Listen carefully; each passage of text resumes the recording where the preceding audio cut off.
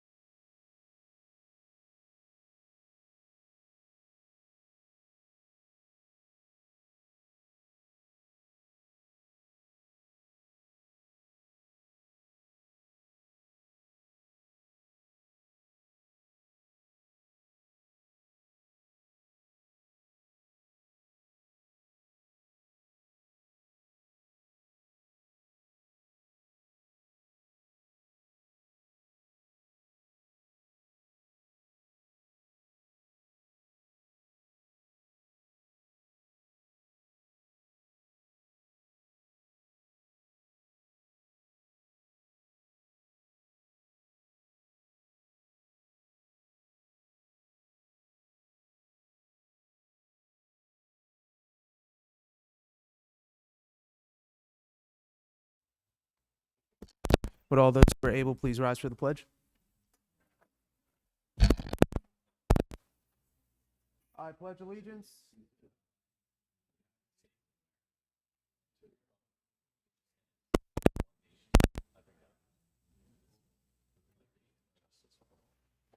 Thank you. Our mission statement tonight will be read by Mrs. Knoll.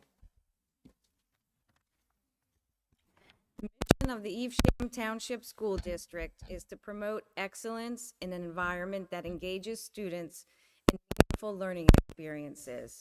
In partnership with students, dedicated staff, families, and community, the district provides a strong educational foundation that will empower our students to achieve their unique potential, embrace self-directed lifelong learning, develop the skills necessary for appropriate risk-taking and responsible decision-making, respect themselves and others, problem-solve individually and collaboratively, and become contributing members of a diverse global society.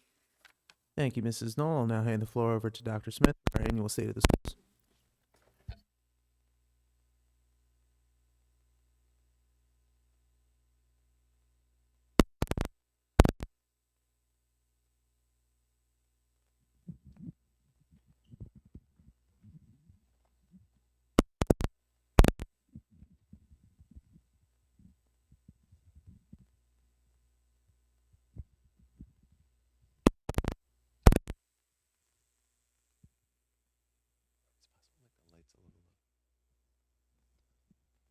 While we're getting the correct lighting, welcome everybody. First board meeting during the school year. Very exciting. Annual State of the Schools presentation. This is the presentation that goes over the collected assessment data from the prior year, including the NJSLA. Especially Ms. McGulick and Ms. Collins for preparing this presentation, along with a few slides from myself.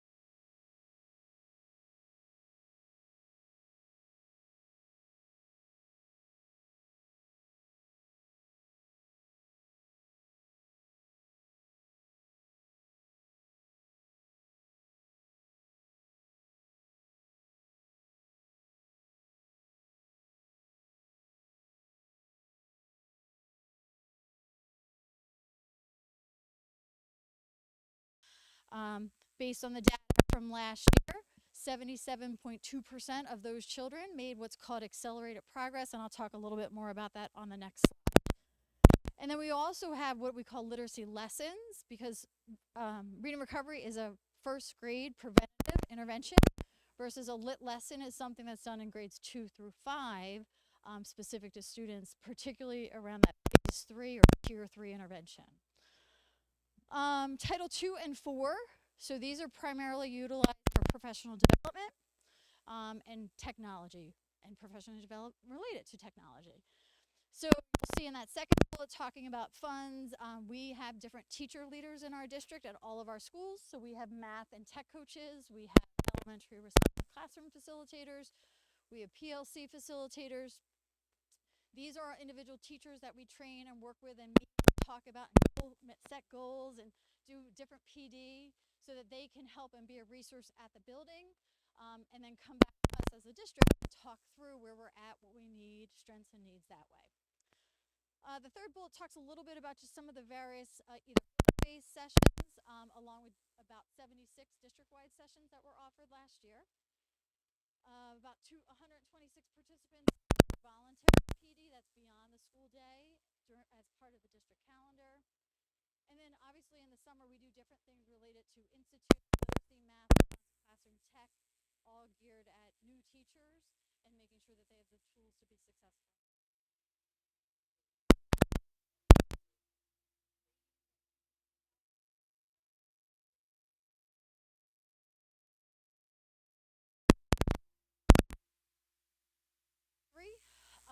Specific to multi-language learners. So we have an ESL program in Evesham. And we use the funds there to help support services for children who are identified as needing additional services for multi-language learners. In that next bullet, it talks a little bit about our total number of students that qualify. So we have 117 last year in our program.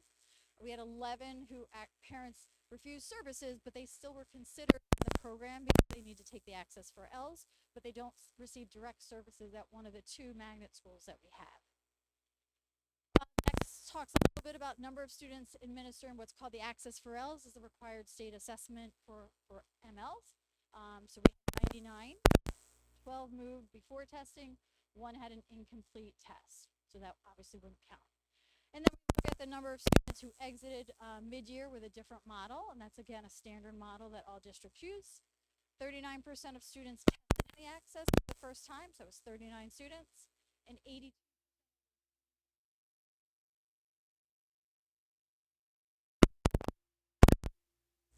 And then just a little bit more in terms of reading recovery. So again, I had mentioned 101 of our students were served, 89.1% made either accelerated or progressed.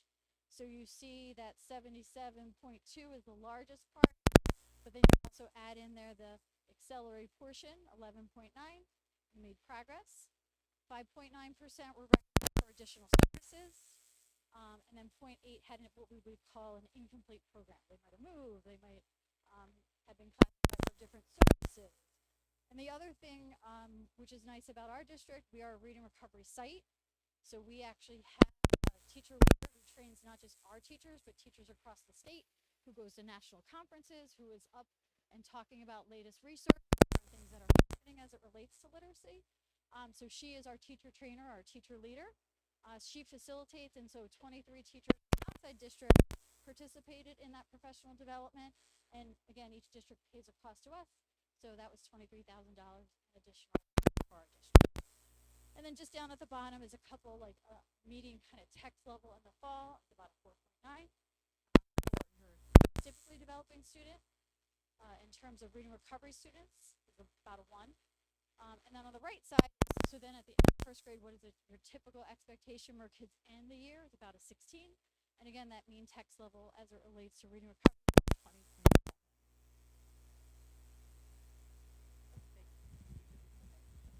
All right, so we were a busy district this summer. This slide shows all the different programs that we have provided to our students throughout the summer. There was a variety of students in each of those programs and a variety of sessions that were provided, but we were able to serve around 700 students this summer.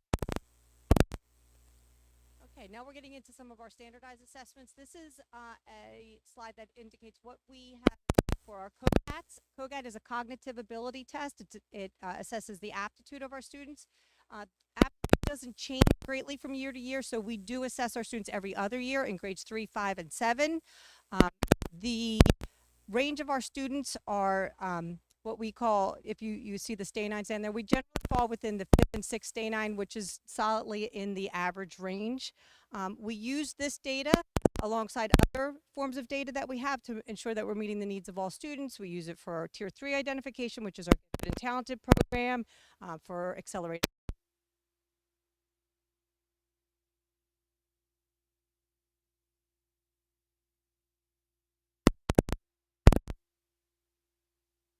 On how to dig down deeper into the data so that they can see the individual student profiles, so that they can meet those individual needs based on the students' profiles. Thank you, Ms. Collins. So this slide, now we're getting into macro and JSLA data. So the forest picture. This presentation, by the way, it'll all be linked on our website. I'll include that link in the ETSD update so people can see it, and that lets you not just get to take a longer look at the numbers, but some of the graphics and so on are, the colors come out better, right, looking at it that way. So we're looking at ELA data from spring 2025 compared to 3 years prior.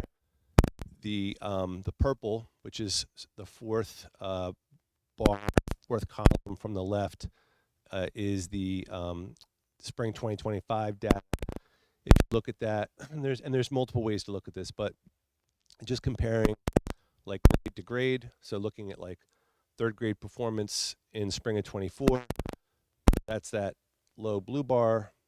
The purple bar is a significant increase over that in spring 2025, and you can follow that across, and you see in grades 3, grade 4, grade 6, grade 7, grade 8, an increase in ELA performance within ETSD compared spring 24 data with spring 25. Compared to the state, we exceeded the state in the spring 25 in grades 3, 4, and 8, essentially tied in grade 6, and fell short in grades 5 and 7. And you can also, if you want to look at this longitudinally and like follow a grade cohort of kids, you can see, you know, a performance in a certain grade in spring 24, and then look at the next grade up in spring 25 and see how they did, you know, in terms of the fluctuation. Oh, yeah, now we're going to go to math. Same thing.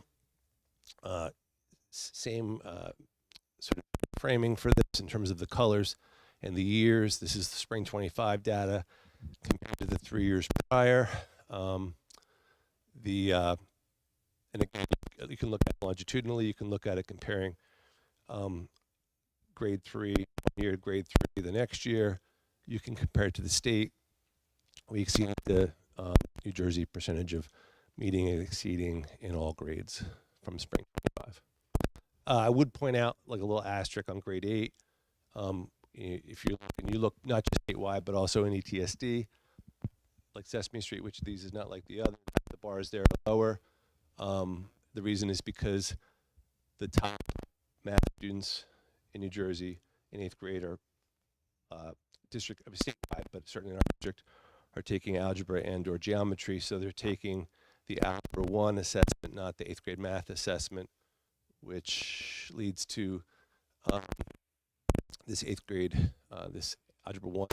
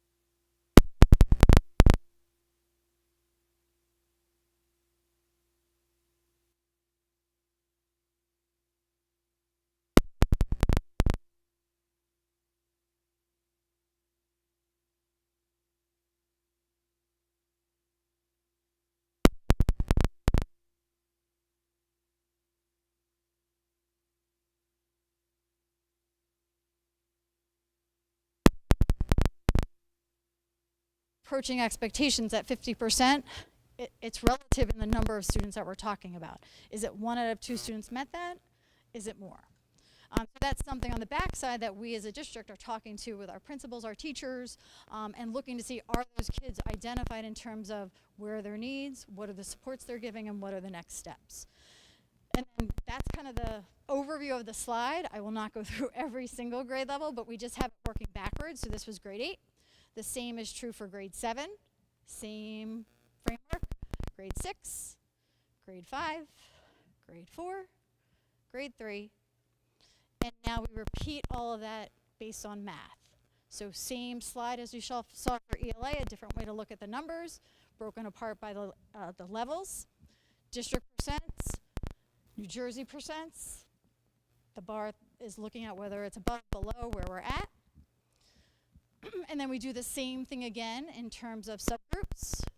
Now I'm going to skip grade 8 only because, as Dr. Smith had said, it's a little deceiving to look and be like, oh, 100% in grade 8, but that's 100% of our most highest achieving students, because this is on the algebra versus the second one is on all the other students who took the grade 8 assessment. So I think a more truer place to look to kind of talk through one grade, same slide, same rows across, just specific to math. But again, we break those numbers down. So state percentage there, it's a little hard to read, a little darker, 38.7. District 47.7, so above the state average. Gen Ed, a little bit higher, 58.2. Special Ed's lower, 12.3. Economically disadvantaged, 32.7. And then MLs is to that 25%. But again, those numbers, some of those numbers are suppressed, just given the low numbers of ML students in that subgroup. And then again, it goes through exactly the same thing, grade 6, grade 5, grade 4, grade 3. And then the last caveat. So in terms of NJSLA, ELA, and math, that's all the numbers that we just looked at. Last spring was the last time children will ever take that assessment. So that ended. That was the final administration. So for this new assessment that is starting this year, we'll need to reset cut scores. We'll need to reset, well, not we, but the state will reset school and district targets and all the different things. Are there going to be 5 levels like there were on this one? We don't know. We don't have that information yet. But what we do know, and the training, our testing coordinator right here has been going to the training in the last couple weeks, is that they are calling it the New Jersey, so it's still NJSLA, but it's called NJSLA Adaptive. And it is an adaptive assessment in both ELA and math. So in order to get, it's kind of a quick turnaround that the state is implementing this. So in order to get some data in terms of on the questions themselves, they're doing a field test that all districts are required to do. So that'll be in grades 4 to 8. It will be literally this fall. We have a small testing window with different dates we can and can't use. Right now, if you happen to look at our assessment schedule, it's the week of October 27th. We promise it will not be on Halloween. It's looking to be about 2 days, but we need to wait and do some different information based on the trainings and as things are being released from the state. It is not adaptive, so the field test isn't adaptive. They're just trying out the questions. So kids will take the assessment, probably over 2 days. And we'll probably stagger elementary and middle based on infrastructure trials because it's a totally different platform. So there's a lot that has to be worked out. But that's all in preparation for the spring to take the true adaptive assessment. And again, we'll have more information from the state on what exactly that will look like. But again, any state testing is grades 3 through 8. So that is looking ahead. And I switch you. There we go. Okay, this is for NJSLA Science. This is the assessment that our students take for grades 5 and 8. This is not part of the adaptive change. The contract for NJSLA Language Arts and Math lapsed this year, so they're going to have the new field test. The contract for science lapsed next year, so I anticipate that we're going to have a new test in 2027 for science as well. So this is the last, this year is the last year that they'll be taking NJSLA Science.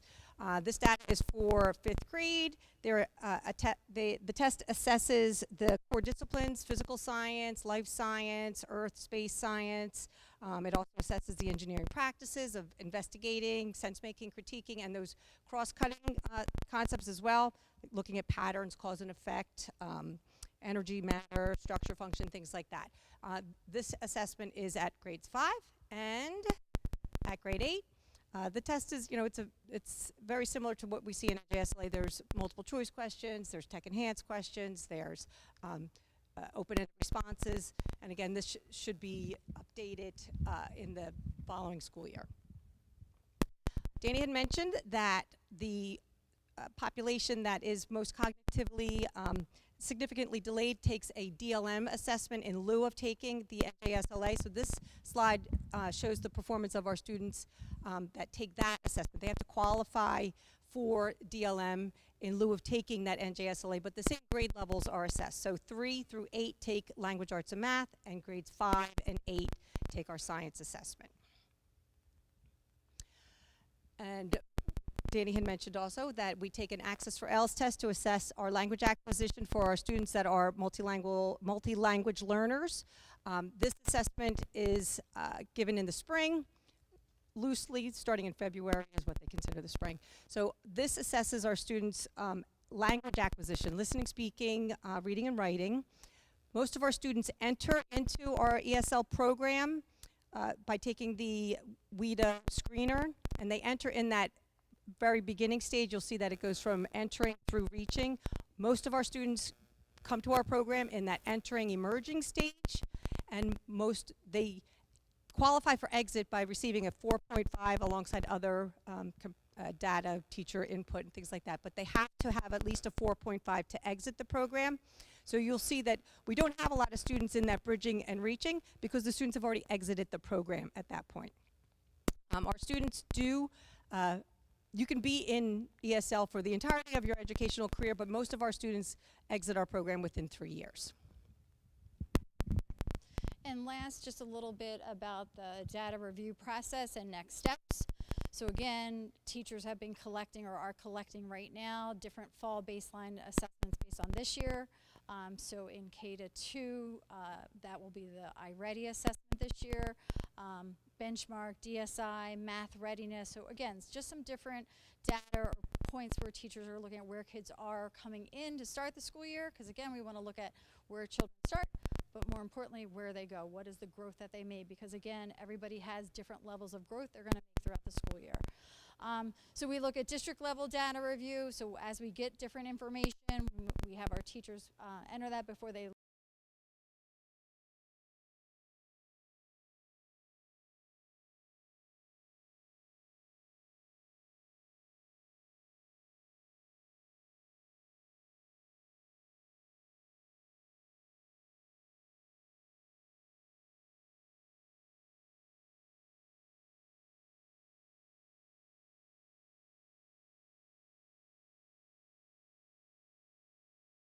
statements. Where are the questions where kids aren't succeeding and why?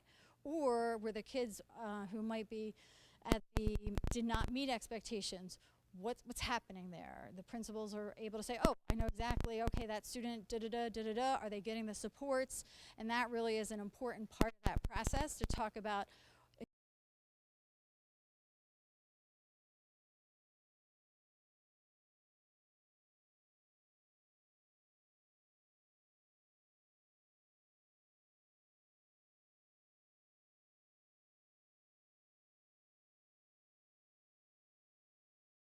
Which is all district level. Schools, we have some schools that might be in the 40%. We have other schools that are in the 60%. So looking at what are those anomalies, same curriculum, different teachers, looking at what does that look like, or is there different opportunities within, but also going back to aptitude as well. So kind of looking a little bit further at that. And then into that next morning, we are happy to have our delayed openings return, where teachers then will come up with collaborative goals that they'll be able to focus on as a team for the school year, and that goes into their PDP, which is something they do for the state by October 31st every year. And then that triggers those PLC works in the schools. So teachers have PLC teams that they work with, both at their school level or it might be a related arts team. But then they also at each building have a PLC either that's voluntary, that might be before or after school. So it allows different teachers from cross representations to come together and work as a team that way. Certainly goal setting, like I said, for grade levels, departments, buildings, and district. And then obviously we're looking at that as we continue to have administrative meetings in terms of professional development, curriculum writing, planning, implementation. So things that were from the previous year's data were revised and some things happened this summer for the school year. And that continues to happen on an ongoing basis. And that is it. Thank you. Back to you. Transportation. Before we move on to, I have a couple transportation slides, but any questions from the board?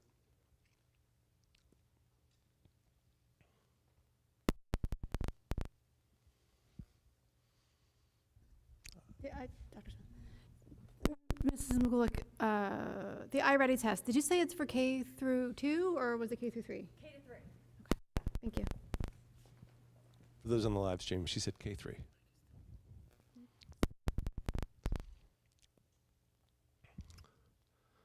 All right, so we're moving into a couple slides here on transportation. So, and that's pretty dark. This will be on the website too. Why transportation slides? Well, it's no secret. The start of this school year with transportation has been very rough. Certainly the roughest opening in my 6 years here, perhaps in any year that anyone can remember. We've been working to improve, but that situation, those challenges, certainly merits some time here. For me, as superintendent, it's been extremely painful seeing the frustrations and the concerns of families. I'm ultimately responsible for everything that happens in the district. So, you know, that is personal to me, what people have been going through. And we've been making steps to improve, which is why we want to talk about that now a little bit.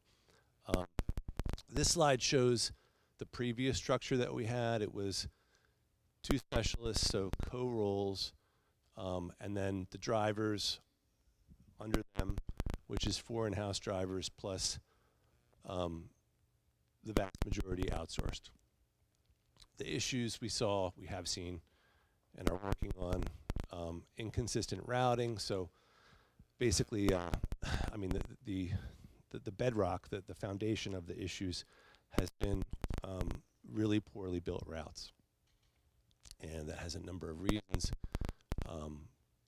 relying too much on the software and not enough human review of, you know, for logic and efficiency.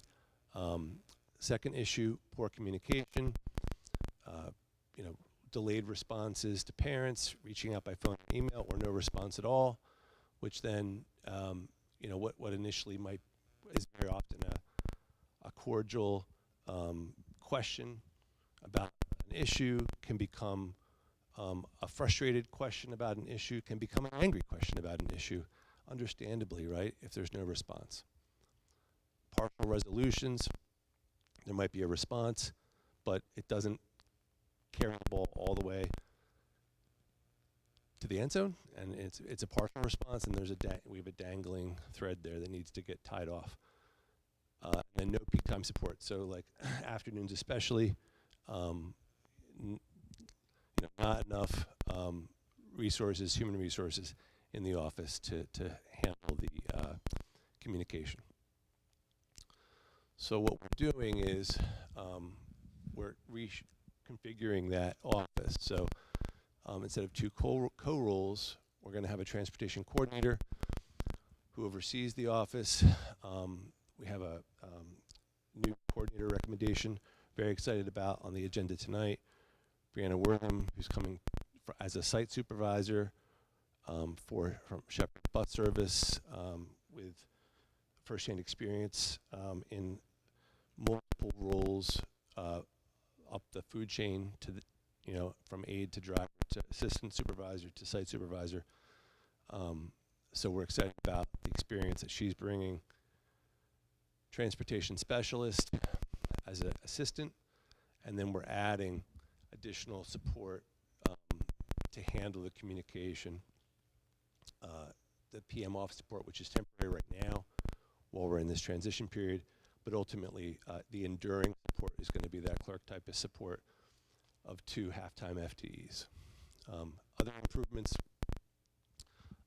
standard operating procedure manual listing timeline and steps throughout the year, what needs to get accomplished by whom and when. Targeting route fixes, so that's an ongoing process in any school year, because any school year there are hiccups and wrinkles at the beginning. This year more than ever, but that is ongoing work. Efficiencies, one-off efficiencies with individual routes, timely communication, clear communication, and then route history preserved so that next year we can take the improvements made in the routes and apply that forward to the next year instead of starting from scratch.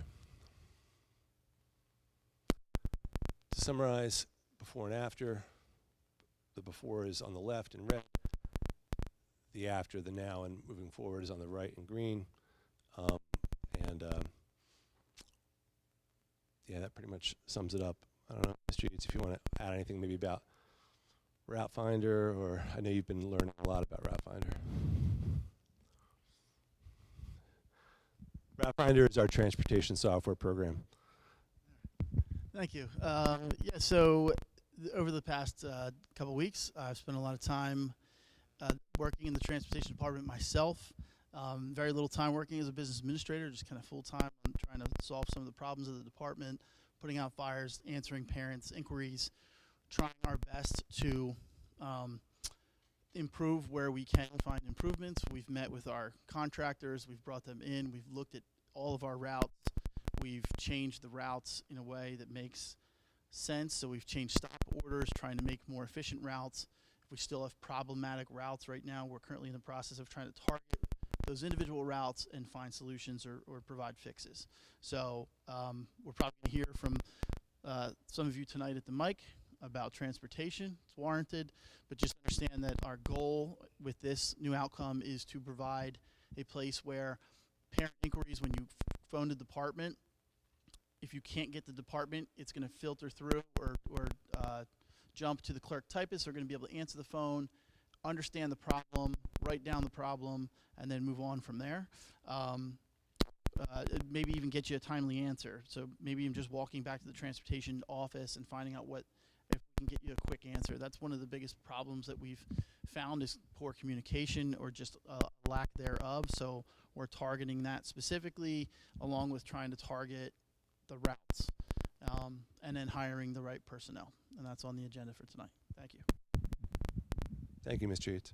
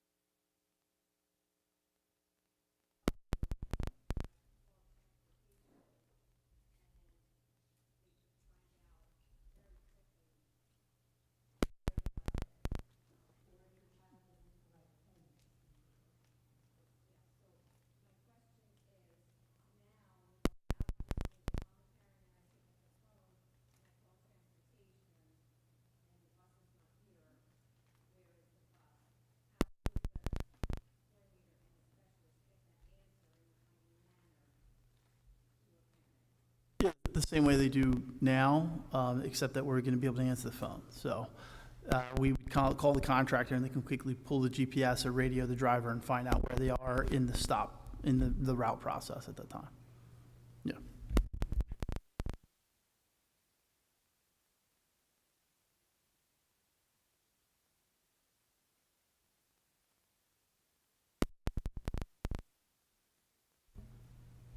On the rollout of transportation in the beginning of the school year?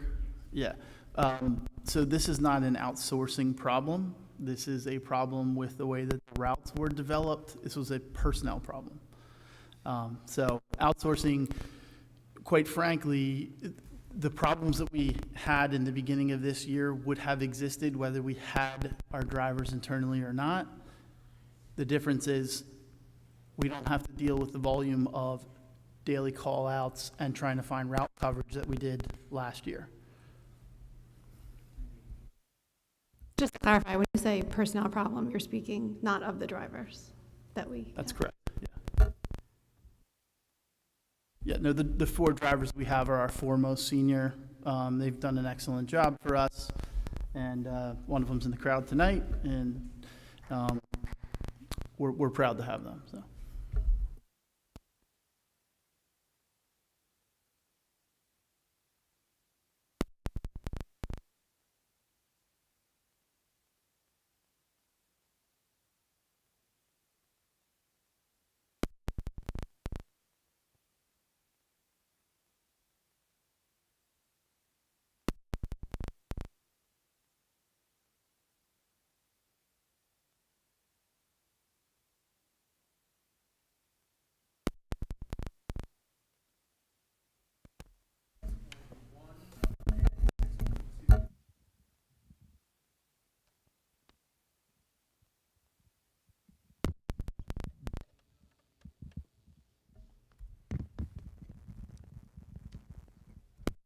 Roll call on the approval of minutes. Ms. Boudreaux. Yes. Mr. DeMarcy. Yes. Ms. Fox. Mrs. Knoll.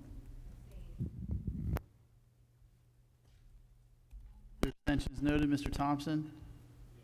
Mr. Peelman. Your abstention is noted. Mr. Bach. Your abstention is noted. Mr. Compton. Your abstention is noted.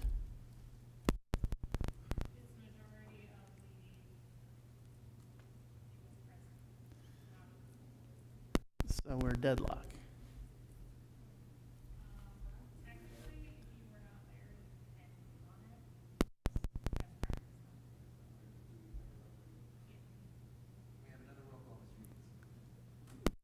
Do we need a roll call, or can he just revise his vote if that's what you're looking? Mr. Compton, your abstention is now a yes. We appreciate.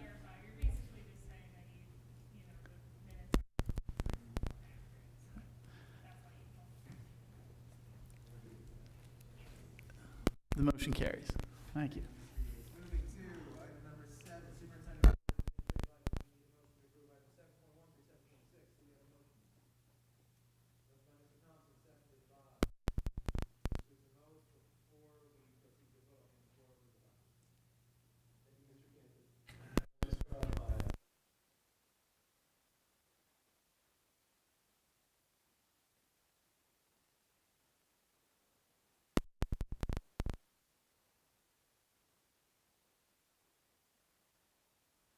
That are the lifeblood of learning and the foundation for all else that we strive for in our mission as a district. This is palpable. We strive that this be palpable in every school and space in our district. And so thank you to everyone, from our teachers to our paraprofessionals, our administrators, clerk typists, secretaries, custodians, every role, for seeing, hearing, valuing our students and making them feel that way so they can learn. Thank you to our staff as well for their efforts in the excellent back-to-school nights, which extended over the past 2 weeks. Thank you to our parents and families for their attendance at those back-to-school nights and their support of the work of our staff, as the partnership of schools and families is key to student success. Another point of light on the agenda tonight, our first batch of extracurricular activities for the year. Our extracurricular programming is second to none. I'd encourage all families to talk with your children about signing up and discovering the fun, the belonging, the growth that can come through after-school activities. They look a little different at each school depending on variables like staff interest and backgrounds, expertise, gratitude for sure to all the staff who've committed to serve as coaches and advisors. It's a wonderful way to make an impact. Thank you also to Hillman, Holcomb, and First Student Bus Companies, as well as our driver Joyce Lucci for helping provide middle school late buses, which as a reminder, start this Monday, and elementary late buses that start Monday, October 6th. Schools will be communicating more specifics as the times of each school vary. Last point of light to mention would be our strategic planning process facilitated by the New Jersey School Boards Association. Thanks to everyone who came to our first meeting, as well as our board members who were here, Mr. Peelman, Ms. Butchermowitz, Mr. DeMarcy. Great to have you there. Great to have everyone there who came. Our next meeting is October 15th. So look forward to what comes out of that, as that process is going to help shape our goals and strategic vision for the next 3 to 5 years of our district. Thanks very much, Mr. Canton. Thank you, Dr. Smith. Any questions or comments from the board? Seeing none, Mr. Yates, roll call, please. Roll call on administrative items. Ms. Butchermowitz. Yes. Mr. DeMarcy. Yes. Ms. Fox. Yes. Mrs. Knoll. Yes. Mr. Thompson. Yes. Mr. Peelman. Yes. Mr. Bach. Yes. Mr. Compton. Yes. That motion carries. Thank you, Mr. Yates. Moving to item 8, curriculum and instruction, we need a motion to approve items 8.1 through 8.4. Do we have a motion? Motion by Ms. Fox, seconded by Mr. DeMarcy. Any questions or comments from the board? Seeing none, Mr. Yates, roll call, please. Roll call on curriculum and instruction. Ms. Butchermowitz. Yes. Mr. DeMarcy. Yes. Ms. Fox. Yes. Mrs. Knoll. Yes. Mr. Thompson. Yes. Mr. Peelman. Yes. Mr. Bach. Yes. Mr. Compton. Yes. Motion carries. Thank you, Mr. Yates. Moving to item 9, finance and operations, we need a motion to approve items 9.1 through 9.12. Do we have a motion? Motion by Mr. Thompson, seconded by Mrs. Knoll. Any questions or comments from the board? Seeing none, Mr. Yates, roll call, please. Roll call on finance and operations. Ms. Butchermowitz. Yes. Mr. DeMarcy. Yes. Ms. Fox. Yes. Mrs. Knoll. Yes. Mr. Thompson. Yes. Mr. Peelman. Yes. Mr. Bach. Yes. Mr. Compton. Yes. That motion carries. Thank you, Mr. Yates. Moving to item number 10, personnel, we need a motion to approve items 10.1 through 10.10. Do we have a motion? Motion by Mr. Thompson, seconded by Mr. Peelman. Any questions or comments from the board? Seeing none, Mr. Yates, roll call, please. On personnel, Ms. Butchermowitz. Yes. Mr. DeMarcy. Abstain to 10.3, yes to the rest.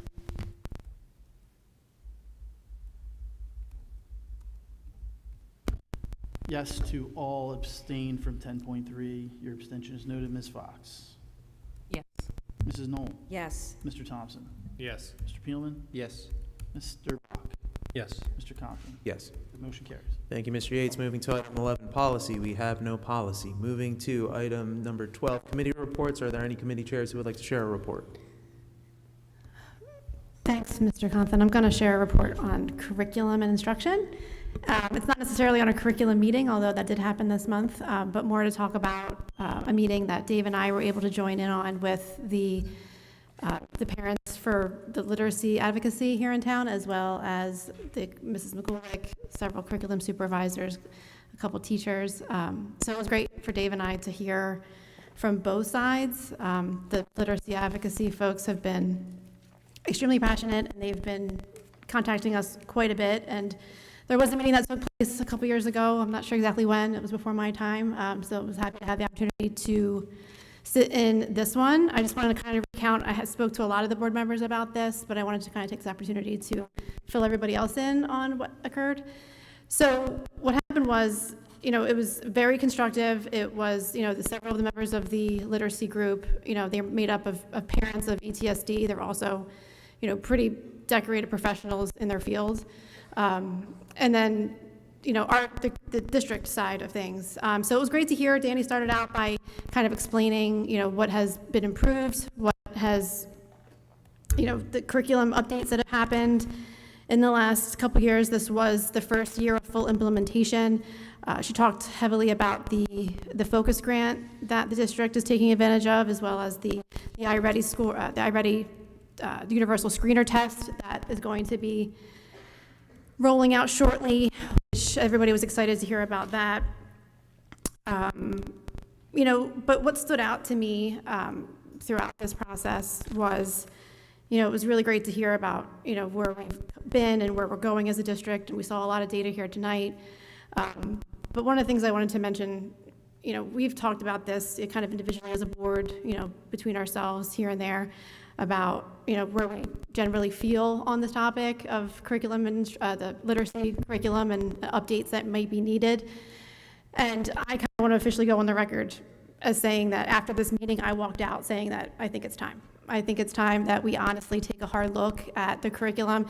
And it's not because I'm a professional in the field, none of us are. It's not this board's responsibility to discuss, curricular products and what curriculum, might be best going forward. That's not our job. Our job is to look at the data and the facts. And what stood out to me more than anything is, for example, the iReady test. It's going to be great. We're going to have a universal screening for all of K through 3 kids. But what happens after that is unclear.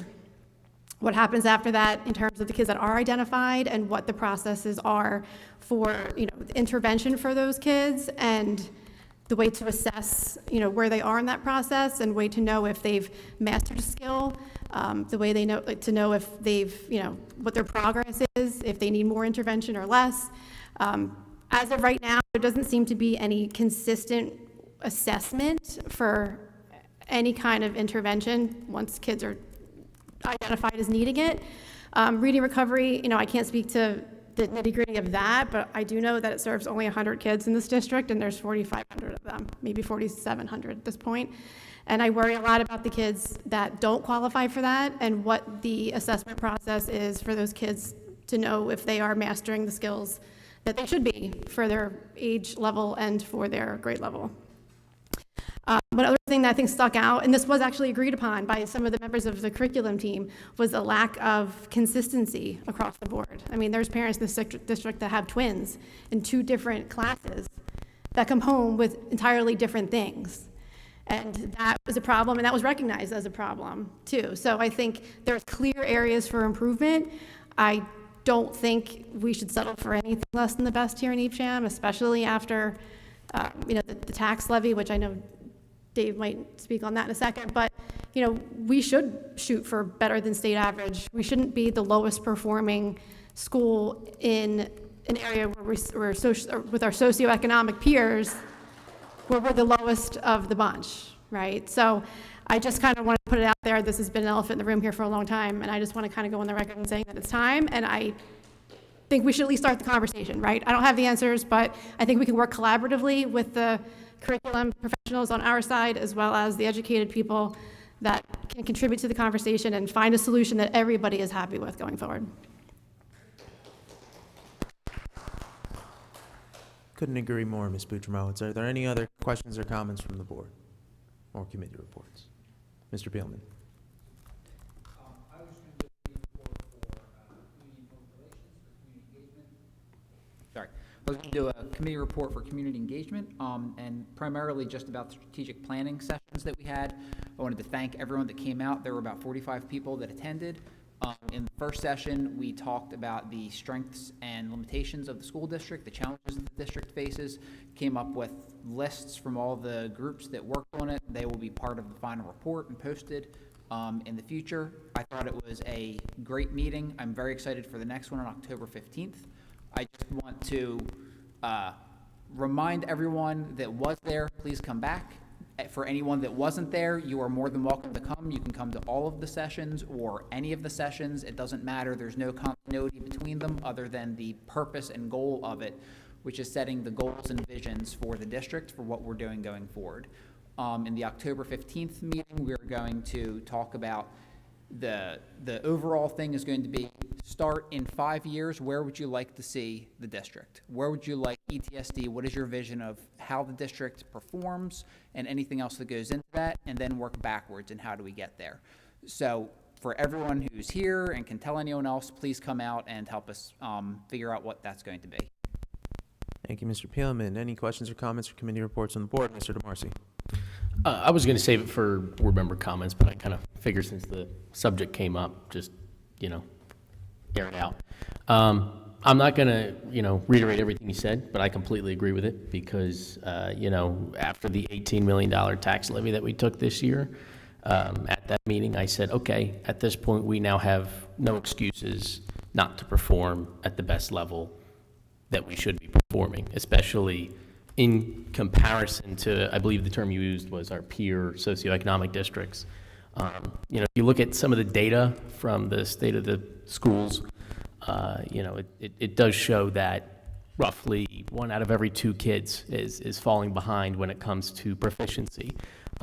You know, which, you know, we compare it to state averages, but when you just think about that number as a policy level, it's like, okay, how many kids are in our district, and just half of them are not prepared or set up for success. And I think that, you know, regardless of comparing again to state numbers, it's like that message sends a larger picture. So the state has recently refined a lot of their guidance on literacy education, you know, as far as what they're recommending districts implement, you know, kind of leaning more into a phonics-based education. So I think it's time, you know, like Ms. Butrimo had said, that we here in Evesham, you know, have serious internal conversations, and not just conversations, but demonstrate action plans of how we intend to meet goals where, you know, again, it's not just 1 in every 2 kid is meeting standards and getting the education they need to succeed. Thank you. Thank you, Mr. DeMarcy. Any other questions or comments from the board? Ms. Fox? Yeah, I just wanted to, first of all, thank Dave and Terry for the copious notes that were taken and the update on the meeting. I've been on curriculum from year 1 on the board and have been talking to these parents. This last meeting, from the reports I got, was much more collaborative. It seemed like a much more tangible goal. I think everyone was very surprised by the lack of consistency across the board, and I think that's a huge thing to address. And I know I've said it in emails to people, but like everyone else has said, I think that needs to be a real push to get the kids to where they all need to be, and that's something that we are all on the same page for. Thank you, Ms. Fox. Any other questions or comments from the board? Mr. Bach? So we voted, you know, to increase the tax levy, which was not taken lightly, and let's be honest, it caused pain, and it will cause pain. It caused pain to myself, people on the board, you know, our neighbors. It's an investment in our kids and our future, and that's how I looked at it as, and that's how, you know, I hope a lot of people, and I know a lot of people do, they look at it as an investment. However, investments are expected to make returns, and we need to do more. There's a lot of things that came up in that meeting that were, you know, alarming. Consistencies, efficiencies. You know, we have programs that help, you know, 100 kids, that's great, but we have thousands of kids. So we need to do better. We're fully funded. We're able to do better. I'm not willing to cause pain, you know, to our town in order to just live in mediocrity. So we need to do better, and it starts now. Thank you, Mr. Bach. Any other questions or comments from the board? Seeing none, I'd just like to echo the sentiment. We raise the tax levy just not on every parent of every student in this district, but of every resident in this town, and we owe it to every single resident in this town to deliver a exceedingly exceptional education to our kids, because they are our future, whether you have kids in this district or not. So thanks to the board for that. Moving to old business, we have no old business. Moving to new business, we need a motion to approve the special education settlement that was discussed in executive session. Do we have a motion? Motion by Mr. Peelman, seconded by Mrs. Knoll. Mr. Yates, roll call, please.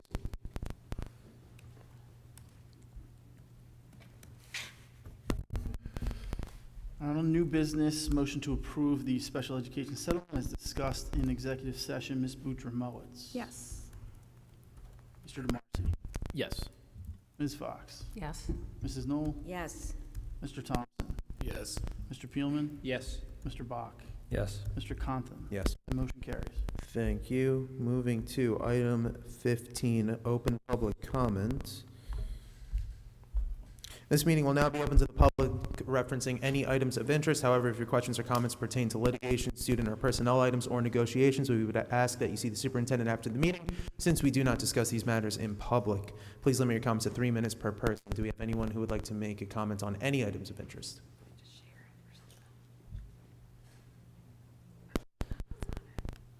What? No, that didn't work.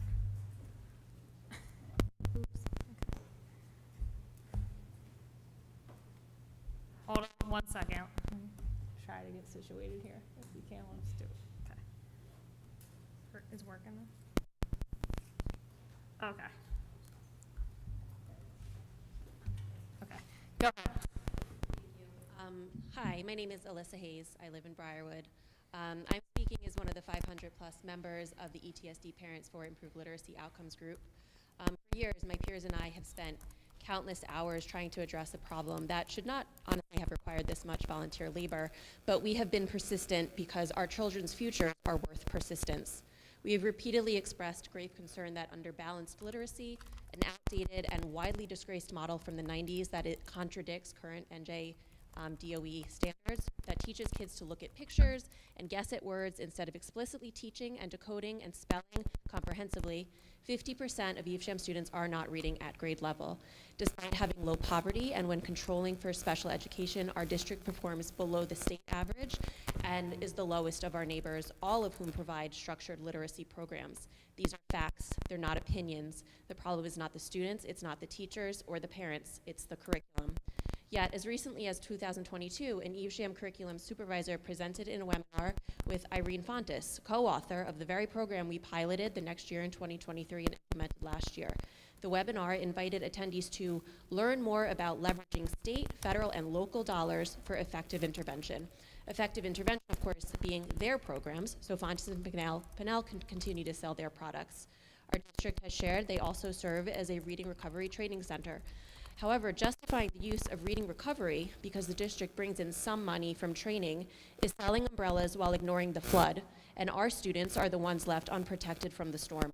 All of this shows how deeply invested our leadership remains in an outdated model of reading instruction. We continue to demand a fundamental shift in the very core of how we teach our children to approach words on a page. Parents, leadership will be quick to tell you that they have added phonics to our programs. They are standing in front of a forest fire with a squirt gun and hoping you'll believe them when they say they're making improvements. The responsibility sits with leadership at every level. The board must hold the superintendent accountable. The superintendent must hold his employees accountable, and curriculum leaders must make decisions based on current, unbiased research and data, not outdated preferences. We parents have done our job. We have been persistent, respectful, and data-driven. Continuing these same conversations without a shift in practice is a failure of governance. It is time for the board and leadership to do their jobs. Thank you.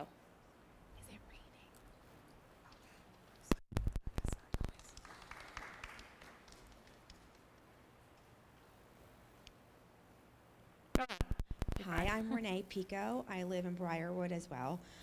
Thank you for the opportunity to speak today. I am very concerned with parent of a second grader, and I am also a reading interventionist with 13 years of experience teaching. Like many families, we moved to Marlton for the quality of education. My husband and I want to provide the very best for our son, and we believed that Evesham had the best education. Imagine our disappointment when we learned that Evesham has not met its literacy goals for 3 consecutive years and is now one of the lowest performing districts in the area. Our kids deserve better. Our teachers deserve the tools, training, and support they need to help students succeed. They work hard and care deeply, but they are placed at a disadvantage in a district that refuses to provide outside professional development, a data-driven curriculum, and support the science of reading. My son loves school and his teachers, and as do we. And for that reason, we remain Evesham residents. I see how hard the teachers work in Evesham. They deserve the best data-driven resources available. As a parent, I have to provide explicit, systematic, and phonics instruction that my son should be receiving in school. For 2 years, we have provided tutoring using the Orton-Gillingham method for our son. This has been a financial sacrifice, but we have no other choice. He is tired. He wants to come home, do his homework, go outside and play with his friends, but he gets tutoring weekly so that we can stay on top of his literacy needs. Sprinkling phonics in here and there is not effective. It must be taught systematically and explicitly to work.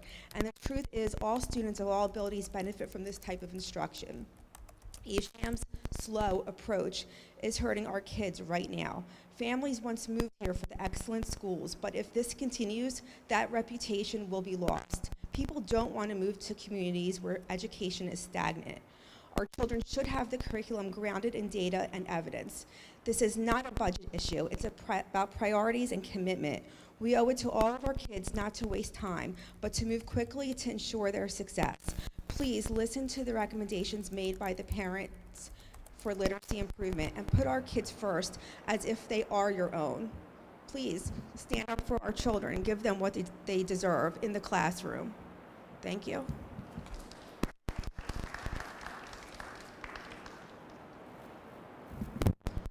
Good evening. My name is Krista Ionelli, and I am speaking on behalf of ETSD Parents for Improved Literacy Outcomes. We are here because every student in Evesham deserves access to high-quality reading instruction that is aligned with current research and meets state standards. Unfortunately, the district's current literacy practices do not align with the NJ-DOE literacy framework. Programs such as Readers and Writers Workshop, Fontes and Pinnell, and Works Their Way have been shown to lack effectiveness, yet they continue to be used in our classrooms. While UFly is being used for intervention, the district has chosen not to adopt it for Tier 1 instruction. This is a missed opportunity to provide all learners with access to structured literacy, the most effective evidence-based approach for developing strong foundational reading skills. We appreciate that Ms. McGulick acknowledged the need to incorporate decodable readers into current instructional practices. It is our hope that teachers will be provided with updated, high-quality decodable text that allows students to apply explicit phonics skills in context and build reading fluency. In addition, the district continues to rely on running records and Fontes and Pinnell benchmark as primary assessment tools, despite their inability to measure essential foundational skills and their lack of validity. Currently, iReady is used as a universal screener, but only in grades K through 3, and only twice a year. This underutilizes a tool that is designed to support students in grades K through 8, and includes built-in interventions across all tiers of support. At best, Evesham is doing the bare minimum to meet universal screening requirements. We are also deeply concerned about the district's compliance with PL 2024 C.52, which mandates professional development in structured literacy. The district has stated it will not participate in the state's LEAR PD, a decision that appears to fall short of both the intent and requirements of the law. With a special education classification rate increasing and below average proficiency scores, these issues point to a critical need to change. We need to adopt a comprehensive, research-aligned core ELA program. We need to replace the non-evidence-based phonics and word study programs. Use valid, reliable assessments aligned with structured literacy. Ensure full compliance with the new framework, including participation in NJ-DOE provided professional development. Address leadership conflicts of interest that hinder progress, and commission an independent review of literacy curriculum. We are eager to collaborate and fully committed to supporting meaningful improvements for our students. Thank you.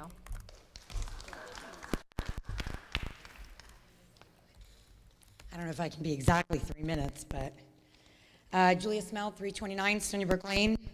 Good evening, everyone. I'm coming to you guys this evening. I know transportation is on the agenda, but I did want to raise a very challenging transportation issue that my family has been dealing with since the beginning of school.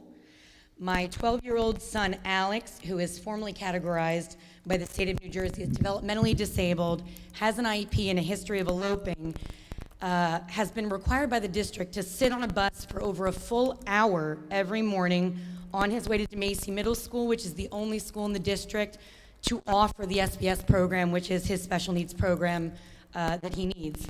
And I do fully understand that transportation obviously is experiencing some bumps at the start of the school, especially with the recent transition.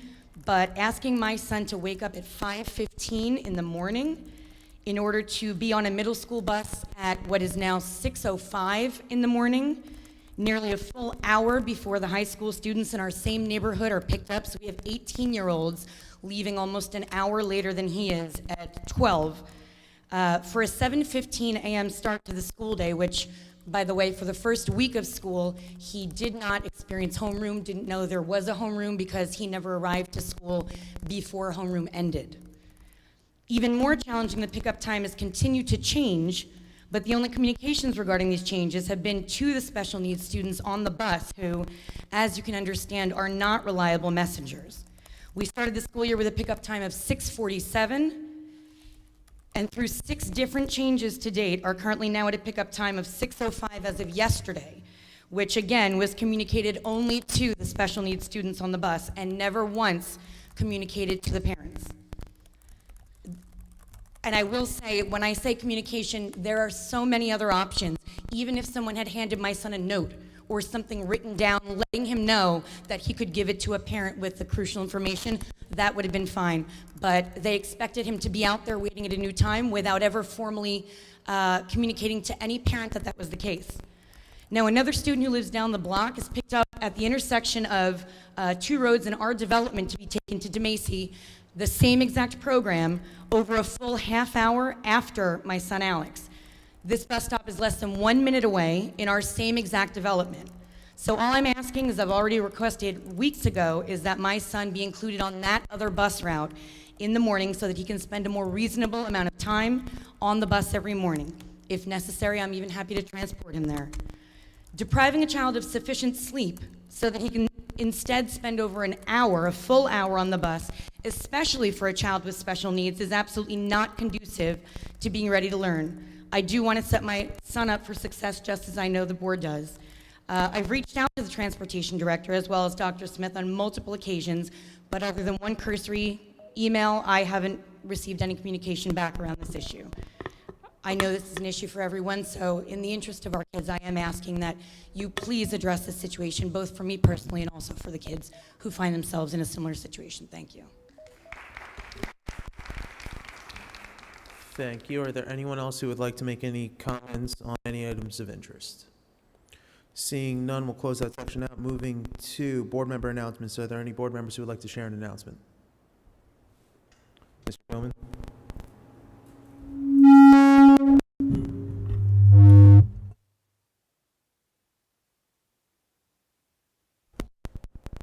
Okay. I wanted to thank the literacy advocacy group for meeting with curriculum last week. I'm not going to reiterate everything that Ms. Bishop and everyone said up here. I agree with everything that was stated, both in terms of the goals that we need to set for ourselves, the standards we need to hold ourselves to, and the responsibilities we have with the increased tax levy that we took. All of it is accurate and appropriate. I also just wanted to take 1 second and address something that I think should be said for transportation, and that is that the beginning of the school year is rocky. It's rocky for every district every year, but we need to do better. We are working on doing better. As the leadership of the district, we need to apologize for the mistakes that have been made and let people know, as we have, there's a plan for how we're going to communicate better. The routes are being worked now. The routes are being worked now, and there are plans in place for future years so that we have less of a rocky start going forward in the future. It doesn't answer how we got to the place where we are, but hopefully we can all find a better path forward. I know that we have been working tirelessly trying to address the routes and the issues that folks have had, and I know that that work continues. So please have a little bit more patience with us, and we apologize for how the year has come off to a start. If I can just for the parent who spoke at the end about your son's route that starts at 6:06. It's very long, and we're going to look at that tomorrow, and you'll get follow-up tomorrow. So I appreciate you coming and speaking on that. Any other board member announcements? I just wanted to ask if you could possibly email us too, so that we can make sure that that's followed up on. If it's okay with you guys, I can forward the email communications to you guys because it lays everything out. That would be great. Thank you. Just to let you know, to Janice's point. Okay, that's fine. Any other board member announcements? Seeing none, motion to adjourn. Motion by Ms. Fox, seconded by Mrs. Knoll. All those in favor? Thank you.